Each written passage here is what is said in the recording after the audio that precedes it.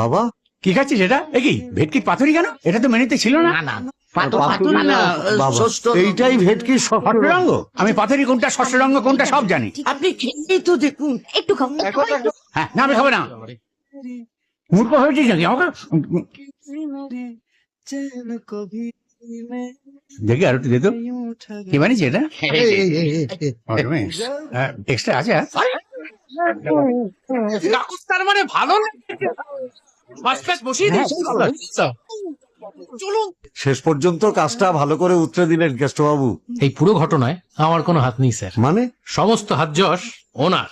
আপনি হ্যাঁ স্যার, আজকে উনি না থাকলে সমস্ত গেস্টকে এ বাড়ি থেকে না খেয়ে চলে যেতে হতো। আপনি আমার কথাটা শুনুন না, মানে সকাল থেকে আপনাকে বোঝানোর চেষ্টা করছি, বাবার শরীরটা খুব একটা ভালো নেই। প্লিজ এই বাড়িটা যদি। আমি বিজনেসম্যান, আপনি কাজটা ভালো করেছেন তার জন্য বকশিস আপনার প্রাপ্য, কিন্তু অন্য কোনো ব্যাপারে আপনি আমার সাহায্য পাবেন না।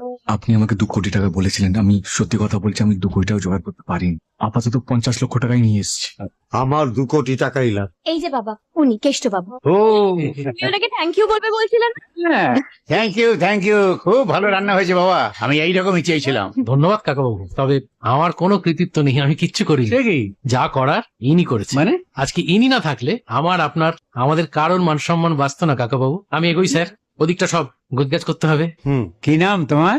জয় চক্রবর্তী। আসলে ভোজন রসিক তো, এমন স্বাদ আমি বহুদিন পাইনি। ষষ্ঠ রঙ হয়নি বটে, কিন্তু যা হয়েছে মার্ভেলাস। তোমার হাতে জাদু আছে।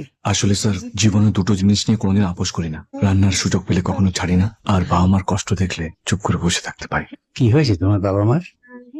না না, সংকোচ না থাকলে তুমি বলতে পারো। আসলে আমার বাবা খুব একটা বাড়ি বানিয়ে দেন আমার পাশে দাঁড়ানোর জন্য। সেই বাড়িটা বাবা ওনাকে কি করে দেন।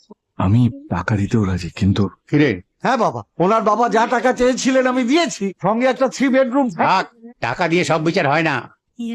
বাবার শরীরটাও খুব একটা ভালো নেই। আমি যদি বাড়িটা ফেরত না দিতে পারি। আচ্ছা, কি করে ফেরাবো বাবা? লোকজনদের কাছ থেকে